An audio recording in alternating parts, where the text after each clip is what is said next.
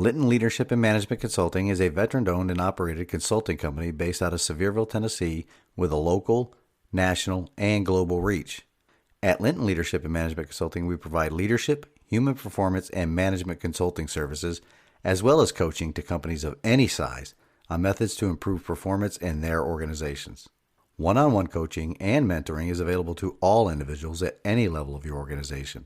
Additionally, large and small group seminars can be conducted. In these seminars, information on leadership tactics and techniques is shared, best practices discussed, and team building exercises are conducted, all of which serve to highlight methods on ways to increase the team's and the individual's performance. You can email the show to get the conversation started on exploring ways that we can work together to improve your team's performance. A significant discount will be offered to any Sevier County, Tennessee businesses.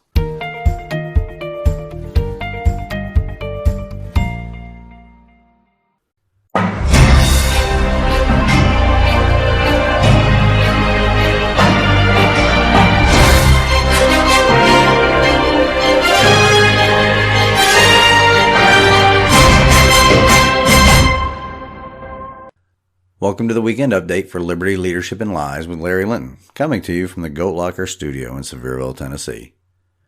First off, apologies for getting this out late today. These allergies, or sinus infection, or bronchitis, or hiatal hernia, or asthma, whatever the VA is calling it this week, has really slowed me down. Hopefully I will receive some definitive answers with all the testing that I'm scheduled for later this month. Locally, things are going pretty smoothly. The Constitutional Conservatives of Tennessee held a meeting this past Thursday to see a presentation concerning critical race theory and the 1619 Project. While I was not able to attend, I have seen most of this information before. Steve Medby is a wealth of information, and I want to thank him and the rest of those who did attend the presentation for standing in the arena. For those that want to observe the next Sevier County Board of Education meeting, it is scheduled for Monday, August 9th at 4:30 p.m. at the Sevier County Central Office Building located at 226 Cedar Street. The board meets the second Monday of every month. I have posed a question to the board member that represents my district about how much are they involved in vetting the curriculum introduced in our school systems here in Sevier County. I will share his answer when he replies. If you would like to address the board and would like to be placed on the board agenda, you have to make a request in writing to the board secretary at least a week prior to the monthly meeting. Even if you do not address the board, show up. Let them know they are being watched, especially with regards to the divisive curriculum being introduced into our school system. On another local note, I'm looking forward to grabbing a cup of coffee with my state representative, Dale Carr, later this coming week. These face-to-face meetings are important, and I would encourage you all to do the same, not just here in Tennessee, but everybody that listens to this podcast. Engagement and showing up to reassert our role in self-governance is important. I'm also looking forward to hammering down a date for some coffee and discussion with County Mayor Larry Waters and Vice Mayor Brian McCarter. On to the state news. Oh boy, was there some movement this past week. Lots of people throwing people under the bus, not that they didn't deserve it, and others trying to escape accountability. Dr. Michelle Fiscus, who you may recall I received a reply from concerning the mature minor doctrine email I sent to Dr. Lisa Piercy a few weeks ago, was fired this last week. Liberals and statists all over the state and the nation are angry, too. The firing comes after the Joint Government Operations Committee directed Dr. Lisa Piercy, our state's health commissioner, to literally knock it off when it came to advertising the experimental emergency use authorization jab to our children here in the state of Tennessee.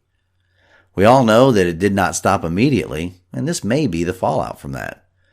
Although there were different reasons officially stated for Dr. Fiscus's firing, but that's almost always the case when it comes to government, right?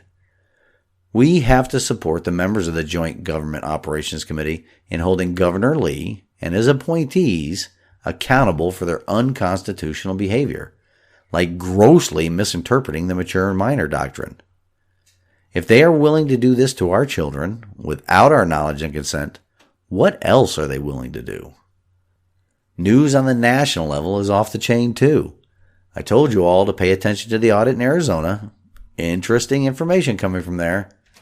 records of more ballots received than there are corresponding records for ballots mailed, say it isn't so. And the Maricopa Board of Supervisors still has not provided access to their routers either. Why? If it's not connected to the internet, what's the problem? The situation over there smells worse than an old baby diaper buried under a chicken coop, if you know what I mean. Then there's also more news coming out of Georgia. You know, after this is all said and done, election conspiracy theorists will actually be the people that insisted the 2020 election was a fraud-free election. Look up this phrase: fraud vitiates everything. That's a Supreme Court decision that could play a huge role here.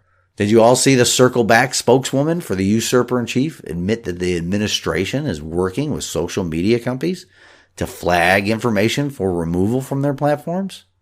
If not, please go look it up. This is right out in the open. The administration is circumventing our constitutionally protected rights by using the quite willing third parties of social media to control what information is disseminated in the new public square.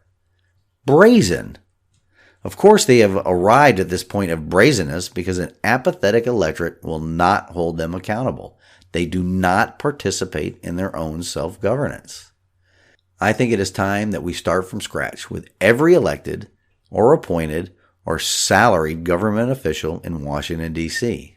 No wonder they cannot support the calls for freedom in Cuba right now, because they are the new Cuban government. Until next week, this has been the Weekend Update for Liberty, Leadership, and Lies with Larry Linton. I pray that you all have a wonderful weekend. Stand in the arena. Reveille, it's time to wake up.